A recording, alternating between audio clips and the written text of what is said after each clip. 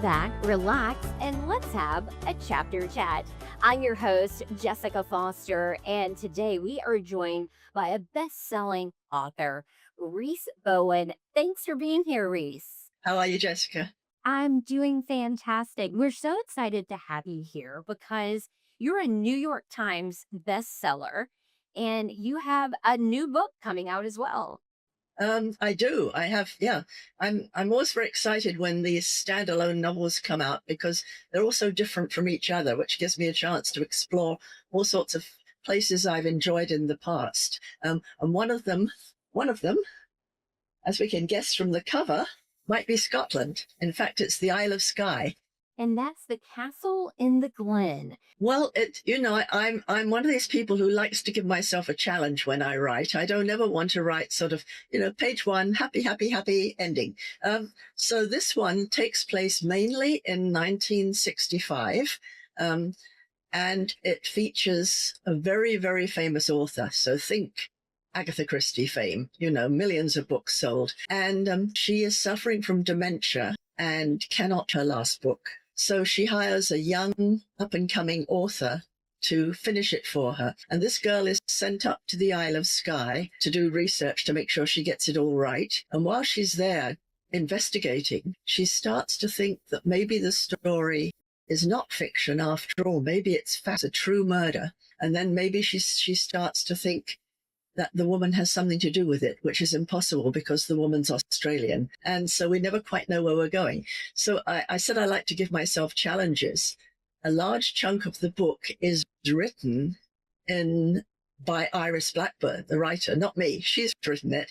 And it's not really her normal style. So I've been writing a book in someone else's persona, not a normal style, which I have to say was a little bit of a challenge, but was fun to do. And so how did you do that? How did you get into someone else's style? It kept me on my toes. And I had to keep remembering when I went to the next chapter, I'm not writing this, Iris Blackburn is. So, And you've got a little bit of mystery in here, murder, and also history all combined into one. So you've got a lot going on here. it's funny because obviously my background is that of a mystery writer. When I'm writing just a historical novel, I keep thinking, okay, when's the body going to be found? And then no body in this book. But this one does, it does have a couple of murders. It does have some really big plot twists too. So I love to get to a book and I read something that throws me out of what I'm expecting. And, when I look at the page and I go, what? Yeah, I like that too because it really keeps you on the edge of your seat. I do use my own past a lot in these books, I think.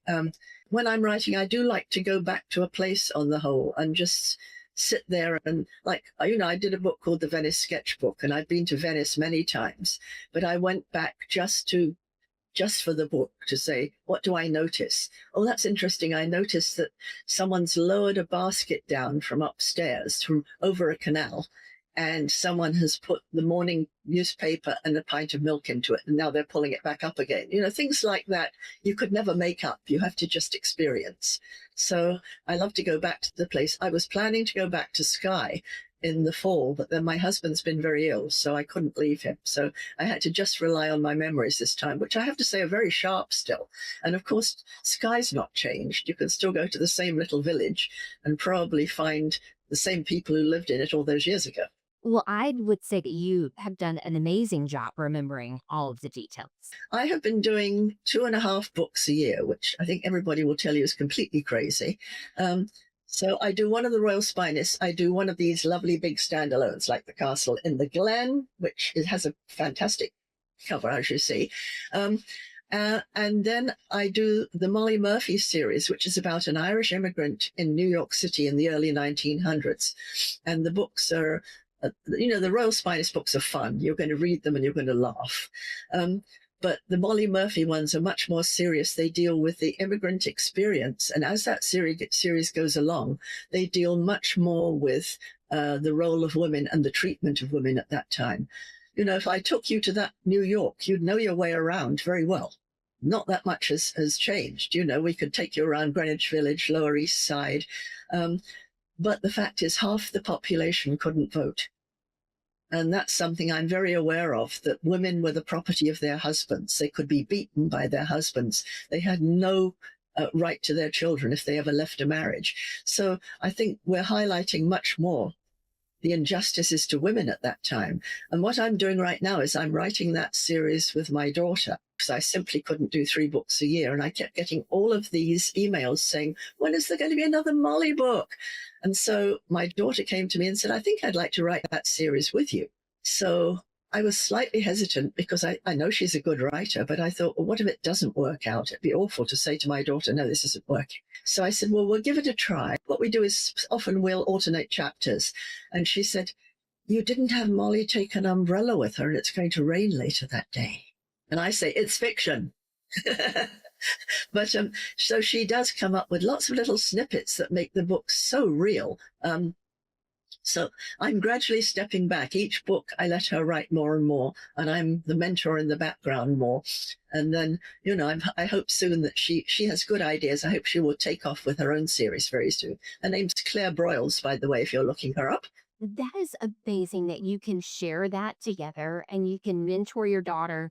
And then you're also looking for her to spread her wings completely as well. It's very nice for me, too, because when we're working, we talk every day. And my husband will come in and I'm on the phone and he will say, who are you calling? And I say, oh, that was Claire. And he says, you talked to her yesterday. And I go, yes, we're working. So we've got this great excuse to chat every single day. And she lives in Arizona, and we have a winter home in Arizona. We actually just got back to California this week. So I do see her all winter, and that's when we will talk through new plot ideas and decide what we want to do next. And then in the summer, she will come out to California and stay, and we will get the bones of the story done and then start writing it. So, but it is wonderful that I can help her career to blossom too, because too many beginning writers, it's a really uphill slog these days to get anyone to notice it and to get anyone to publish it. So the fact is, we've been to a couple of conventions together, and I said to her, first-time writers don't normally get treated like this. Enjoy it. You get to sit on the best table, you get to be on the best panel. Doesn't normally happen to a first-time writer. Because it is a very competitive space. Very well these days. I mean, the big thing is just trying to get an agent. And if you haven't got an agent, no publisher will look at you. But everybody. I don't think anybody really knows what they want anymore. You hear publishers say, "Oh, cozy mysteries are dead," or "serious mysteries are dead," or no. Well, the most recent thing is no more World War II. But recently, people, I think, don't want war. They don't want anything unpleasant. There's enough that's unsettling in our lives right now. We want something that is reassuring in a way. We want something that has a happy ending, that we feel I can get into this book and I can be lost in this story and feel good at the end of it. And I think lots of people feel that. My last year's book, you can see on the shelf behind me, Mrs. Endicott's Splendid Adventure, is selling really well, I think because it was the sort of book that people can feel good about. It's a woman whose husband suddenly springs a divorce on her and expects her to go away quietly and just live in a cottage. Instead of that, she steals his beloved Bentley car and drives to the south of France and has a whole new life with some friends. And I think, that makes people feel really good when they read it. Yeah, I'm sure there's a little bit of humor in there as well. Like, hey, I'm getting you back. Yeah. Oh, yeah. I mean, I think you feel very, very justified in the whole book. I mean, obviously, it's not all happy because the story takes you from the 30s. It takes you through World War II. And so some very sad things happen in it as well. But the fact that she has this circle of wonderful people, it's rather, when you think of Cheers or those things, friends, when you've got the circle of friends around you, which is what she has. And I think that's why the book is comforting, because there are people who care for each other throughout the whole of this story. And do you think that it is difficult for someone to make a living as an author now? I think it's always been difficult. I don't think it's the big problem now is that we're dealing also with people who self-publish their books. Some people have done incredibly well with this, but it's hard work. If you you get the book is put up on Amazon. How do you get anybody to notice it? And so I think people go into this with a mistaken sense of, oh, I'll just write my book and put it up on Amazon and everybody will buy it and I'll make a fortune. Um, I personally have earned readers one at a time, but it's taken an awful long time. I mean, now I have a very nice living, but I'm very aware that there are a lot of people who are just as good writers as I am, came out with a good series at the same time that I did, and then their numbers did keep going up. And so I'm quite aware also of the role of luck. You're very lucky if you meet the right people at the right time. And I met my agent at the right time. I mean, obviously, also, you have to keep coming up with good ideas. There's only one thing I can do personally, and that is write a better book every single time I write a book. And I'm very well aware of that. They did a survey once.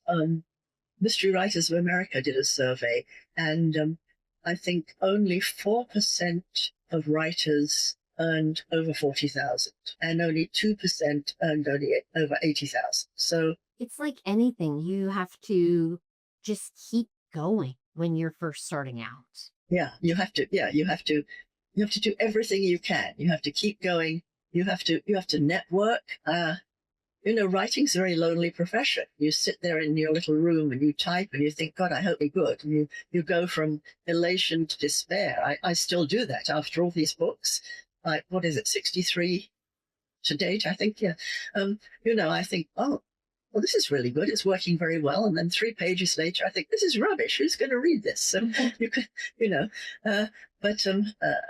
just have to keep working. When I first started writing mysteries, I joined Mystery Writers of America, Sisters in Crime, and you go and you network. And from those networks, you build up real friendship. You've had such an impressive career and you continue to have such an impressive career. And I'm also very impressed with the volume. I mean, how in the world do you keep up with that? It's insane, isn't it? I've now moved down to one Royal Spinus book, which they're a delight to write, and they're fairly easy because I'm writing about a world that I know each time. So it's like, each time you go back, it's like going back to a family reunion. You know the people you might meet. You know what her house looks like, things like that. So those books are fairly easy to write in many ways. You just have to come up with a really clever plot and some funny things that will happen along the way. But these big books, Castle in the Glen, 430 pages, I think, they require a lot of plotting. They require a lot of research. So they are quite intense. And then I do the Molly books with Claire in the summer. So, I should slow down. I don't need to write anymore. I should slow down. I should just enjoy.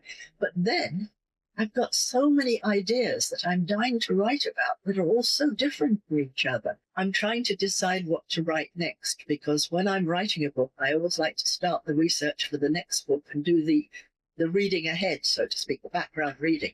I've got all these different ideas that I have to write. Well, I think that you have so many amazing ideas. We can't wait to read them all. Rhys, thank you for spending time with us today. Thank you so much. I've really enjoyed talking to you. You've been listening to Chapter Chat. Don't forget to subscribe so you never miss an episode. And for more positive content, check out our supporter, the Be Sweet Y'all podcast by Karen Key Smith.